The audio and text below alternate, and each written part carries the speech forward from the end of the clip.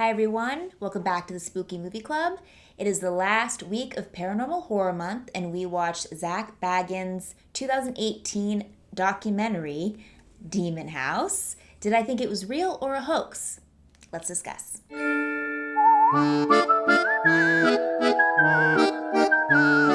Alright, before we get into my thoughts on Demon House, we have to read the back of the box, but we don't have the DVD here, so we have to go on Google and read the description. If you find that boring, you can skip ahead. I'm going to leave timestamps below.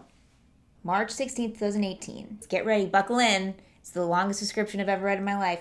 Paranormal investigator Zach Bagans documents the most authenticated case of possession in American history in this edge-of-your-seat demonic thrill ride. That's it. They can't say too much. They can't, give too much away. It's too exciting, too thrilling. Yes, so basically it's about this house in Indiana where there was possession going on, crazy stuff, and Zach bought the house off of the owner to do a whole paranormal investigation on it to discover what was really going on, what was happening, what was possessing the house.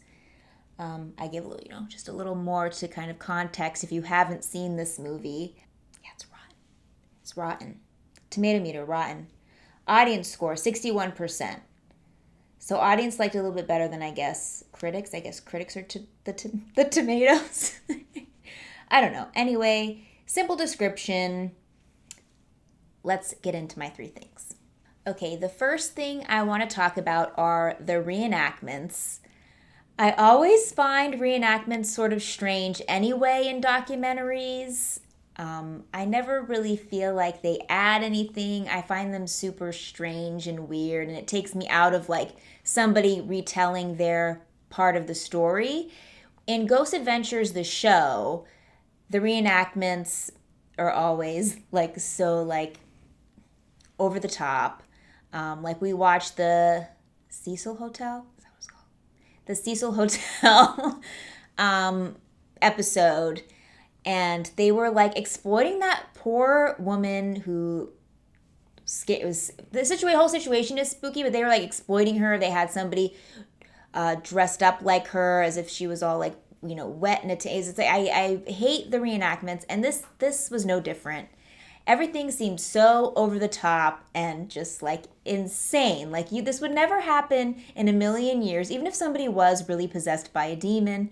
The one thing when the brother of the sister who was in that, follow along, when the brother of the sister who wouldn't do the documentary comes to the house, he's explaining how, when they came to stay with me, the youngest son, they started chanting, and then the other brother started chanting, and then the sister started chanting some demonic words.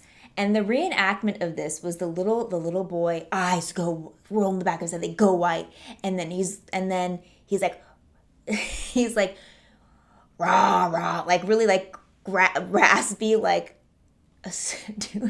and then like the other brother's eyes go white, and then and it's just so insane and intense, and it's not even like, oh, I wonder if this really happened. Like it's too far gone off the other end that you're like, this is insane.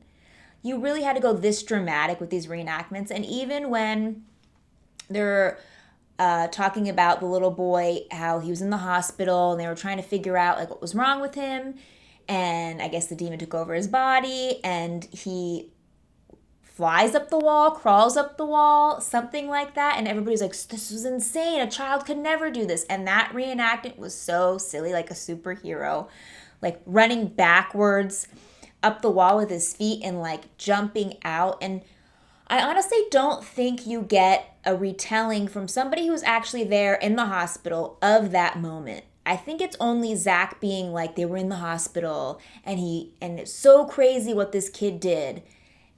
They do talk to the caseworker who, about the children, I guess, the child caseworker on Zoom.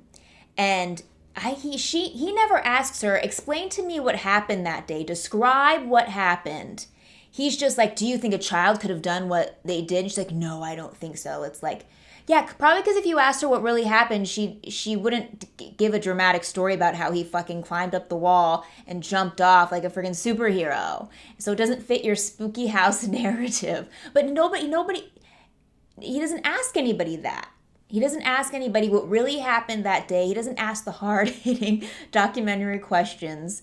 Just these reenactments that are so over the top that if you were trying to watch this as like a real documentary, it just takes you out of it because you're just like, this is just why? Like, this is insane. This is insanity. This obviously did not really happen the way that you're showing me it did.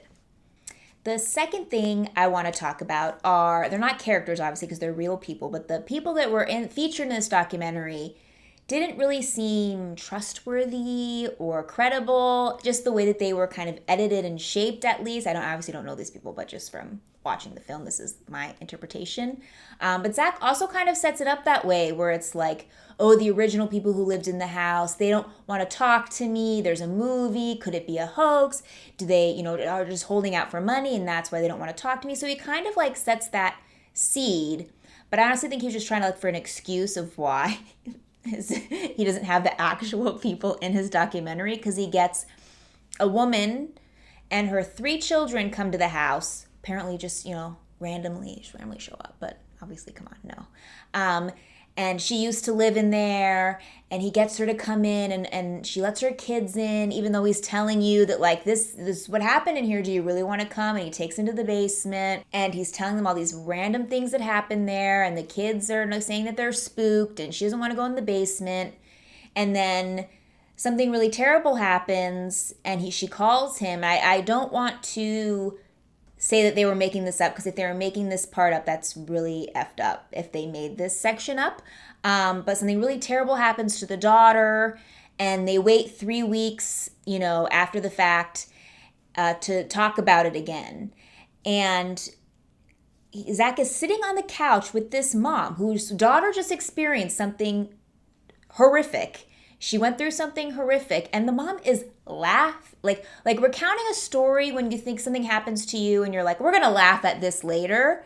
That's how the mom was like retelling this story. How like, yeah, she went crazy and she was stabbing herself with a pen, and she woke up out of the bed. She had like a 6 on her back. This is crazy, right? She's like laughing, she's smiling, and it was really bizarre. Like, what mother, only after 3 weeks this horrific event, act like that about her daughter? I don't think that any mother would act that way naturally. And then they bring in the sister of the girl who the horrific thing happened to, and she's recounting the story of the 6 that got etched on the sister's back in the hospital bed, and she's and she's like looking up, like classic, like when you're asking somebody to tell you the truth and they're like, yeah, I totally did that thing. Like, that's what the sister looked like. She wasn't looking at Zach right in the eye. She wasn't looking at the camera straight in the face. She was looking up, and it was like, okay, like, this is classic. I'm lying. I'm telling a fibbing story. It just wasn't believable. And then even they're like, okay, the one daughter who the horrific thing happened to, like, she's obviously possessed by a demon. They somehow get an exorcism granted very quickly in 3 weeks. And even the priest seems super sketchy, because they perform the exorcism, and the girl's like head flops down, and after the fact, Zach is talking to the priest. He's like, yeah, that's probably when the demon left, And he's like, what do you mean? Yeah, when you saw her head go down, it's probably, if it left, that's probably when it did. Like, I'm sorry, what is happening? What's happening?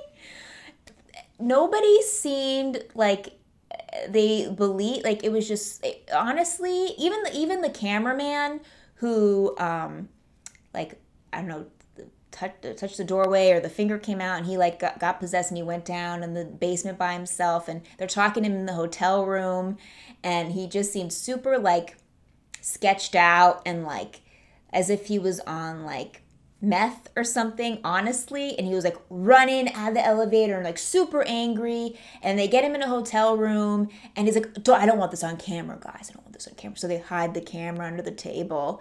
And he's like, he's like really bullying the demon, you know. He's like, is that the best you got, demon? Like old Zach, you know, in the first couple seasons of Ghost Adventures. He's really bullying him. And he's like, dude, is this the best you got, man? And I was just so, it's so, the dramatics, I tell you, the dramatics in this film.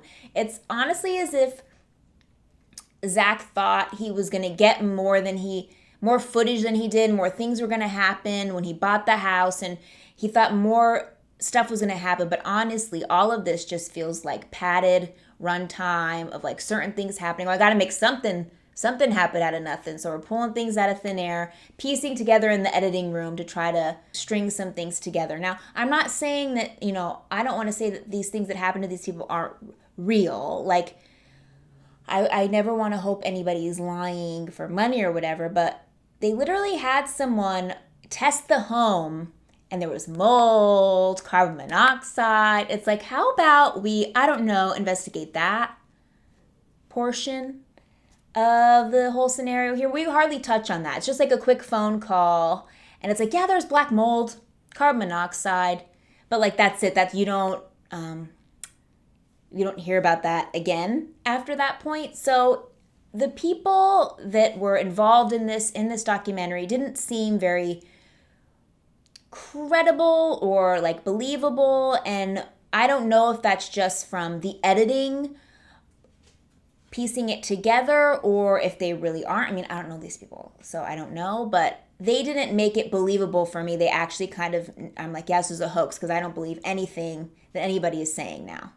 And the third thing I want to talk about, the last thing, is the grand finale of the documentary, when Zach literally boards himself up in the carbon monoxide mold home, black mold home. Shocking. And he's just like walking around. And then at the end portion, he turns his night vision camera on and he's sitting on the bed. He gets it up real good and things are in focus.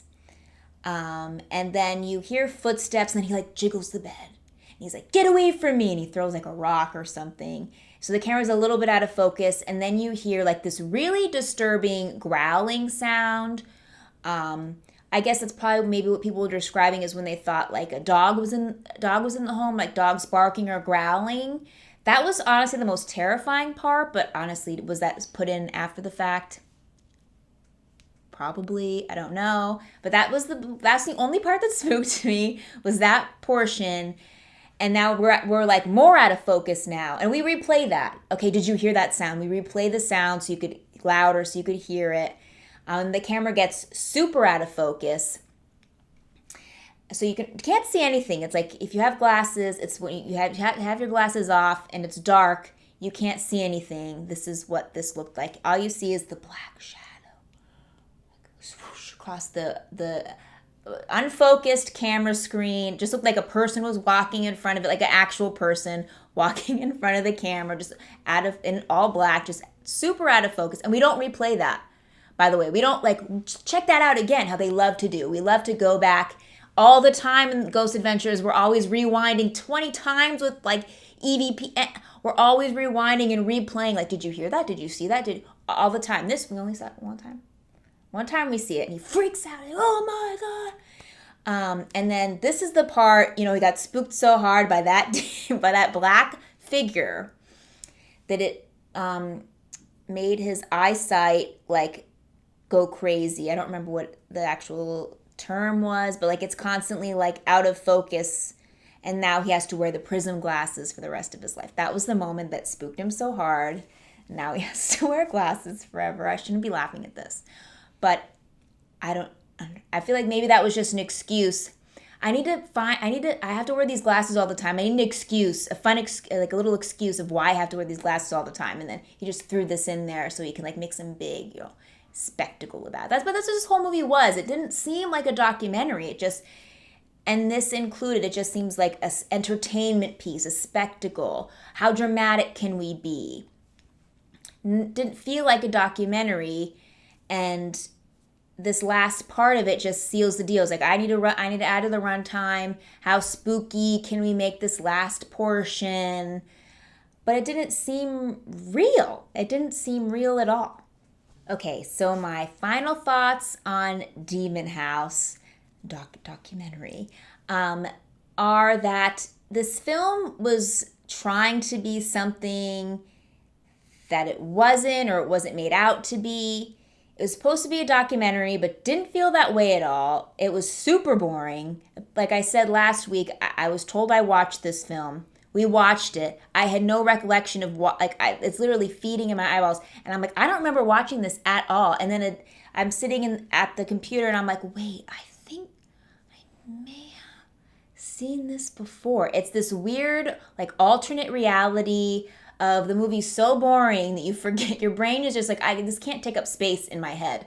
I need to forget about it.